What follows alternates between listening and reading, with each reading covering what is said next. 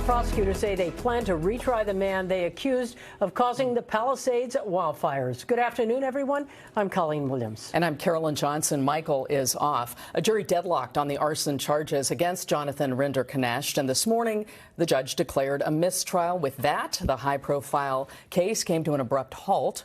And now we're hearing from jurors who sat through weeks of testimony, as well as the family of Rinderknecht. Our investigative reporter, Leonard, has been in the courtroom every day of this trial. He joins us live from downtown L.A. right now with more on what happened today. Eric. Hi. Well, the jury sent the notes telling the judge that they were unable to reach any decisions on each of the three arson charges. That happened yesterday. But today in court, they revealed exactly how far apart they were. 10 jurors wanting to vote not guilty, only 2 wanting to vote guilty. Rinderknecht's defense says that feels like a win. Outside court, attorney Steve Haney says he thinks this case should end with this jury's split, so much in favor of an acquittal. But I was very confident going into this that the government would fail to prove their case, and they did. They failed miserably. They didn't even come close. And if they want to retry it again, we can retry it again. He says there simply wasn't proof Jonathan Rinderknecht ignited the first of 2 fires in the Palisades in January 2025, or could be linked to the devastation caused by the larger Palisades fire 6 days later. To be frank, in most districts, you're not going to have a retrial, but you will in this district. One of the jurors, juror number 4, said she didn't think there was enough proof, voted not guilty, and said she didn't like that prosecutors had tried to damage Rinderknecht's character by reading his text messages and ChatGPT prompts in court. I did not feel he was guilty, and I did not appreciate them demeaning his character because I myself have overcame a lot of depression and anxiety in my life, so it really pissed me off to see you're trying to judge somebody off little bits and parts and pieces of their life. Rinderknecht will remain in custody until the next trial. The judge today denied a defense request to release him on bond. Rinderknecht's father, Joel, attended the trial and said while the mistrial is a big victory, he said it also feels unfair because his son is still locked up. It doesn't make sense because it feels like the government is just, taking him as a scapegoat. They had no direct evidence, as you've seen, because they couldn't convince anybody in the jury. 10 people out of 12 just were so convinced he's innocent. And when there's a big win, well, you can't win. Meaning there that even though the jury was in favor of acquitting his son, there's still no prospect for his son to be released from custody anytime soon. And remember, he's been in federal custody since his arrest last October in Florida. So the judge set the next trial date for October 19th. The federal prosecutors who tried this case, 3 of them left court without any comment today, but the U.S. Attorney's Office posted on social media, the evidence is strong. We fully intend to retry this case before a new jury and obtain guilty verdicts. Live outside federal court downtown, I'm investigative reporter Leonard, NBC4 News. Back to you. Eric, did the jurors specifically address any concerns with the evidence that was raised by ATF agents?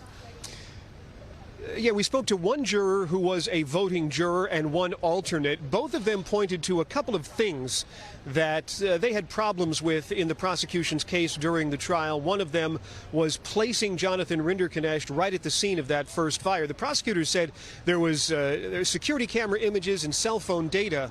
The jurors pointed out that it came out during the trial that those security images were not video. They were intermittent, like time-lapse almost images, so there were gaps in that coverage. And second, even though the cell phone data did put Rinderknecht there, the government never got a hold of one of the major cell phone carriers' data, Verizon.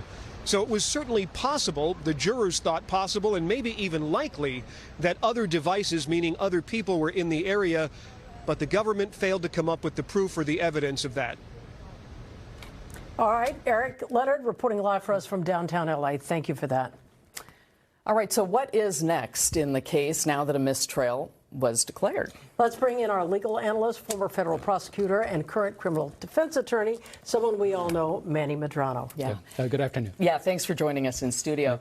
Federal prosecutors announced right away that they plan to retry Rinderknecht. So are they locked into what they presented in this first trial? Can they add new evidence in a new trial?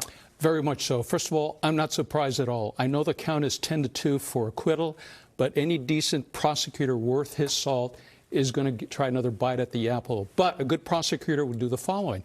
You step back from your entire case, you figure out what went on correctly, what witness should I omit now, reformat it. Make it tighter, make it better, make it stronger, and then that's the newly revised case that you would present to the second jury starting October 19th. But can they bring in new information to this trial? Absolutely. Okay, They're not limited. They're not open. limited to the four corners of what was introduced so far. If they develop other evidence, for example, if they got those other carriers that Eric Leonard just referenced right now, that information, absolutely, all that is admissible. And you know, hearing from jurors, they will definitely do this the second time around.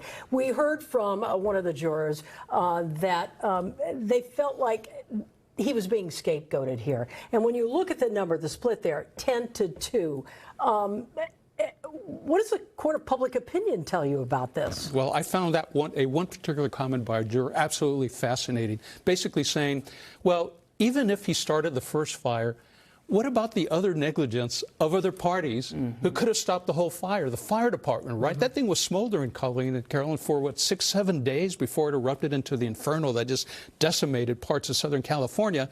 That's a powerful point, cause and effect. So I think that juror's comment is going to play into the second jury trial as well, because the U.S. attorney has to be concerned about how they're going to handle that. So, oh no, go ahead, Colleen. You know, we all know that this happened in and around Southern California. What about a change of venue in this? Oh, no, ain't going to happen, no matter what. No, the case happened in Southern California. The venue is proper here. If there had been some outrageous, crazy, over-the-top media coverage, there'd be a motion to move the case, but there's no grounds. But I got to tell you this. This is so important. 11-1. Let me start over. 10-2, right, for acquittal, right? There's precedent in L.A. federal courthouse for retrying a case. Remember Lee Baca, the former L.A. County sheriff, prosecuted 10 years ago exactly for conspiracy and obstruction of justice. The first verdict, 11-1, acquittal. Retried in 2017, a year later, convicted all counts. The point of the story is there is precedent for retrying and still getting a victory. There's a lot of work to be done between now and October, I would imagine, especially for the prosecution. Do they have a bit of the advantage now that they've seen jurors' reaction, how the defense laid out its case? And I'll tell you who has the advantage is Steve Haney and the defense. I mean, they've seen basically the prosecutor put on their best, most powerful case, right? They know what's coming down the pike. And by the way, if new evidence is developed, the defense is allowed to see that evidence before it even comes in and even to object to its admissibility. So I think the one who's sitting really pretty right now is the defense, because they know what came down the pike already. Yes or no, bail? Hell no. It's never going to happen. Not in a case. No, it is never going to happen. Now, I can't even imagine the defense making a motion to get rid of detention and post some kind of bond. It's a waste of time and money. Serious case. A lot of people died. You know, billions of dollars of losses. There's no way any judge in L.A. is going to let this guy out pending the next trial. And the defense attorney seemed to agree, saying, I'm not arguing with the judge on this one. Yes, I would agree with that. Thank you, Manny. Okay. Well, our coverage of the mistrial continues throughout the day. We have a team of reporters covering everything from the trial to reaction from the Palisades community, and you can get the very latest on our website, NBCLA.com, and on our NBCLA app.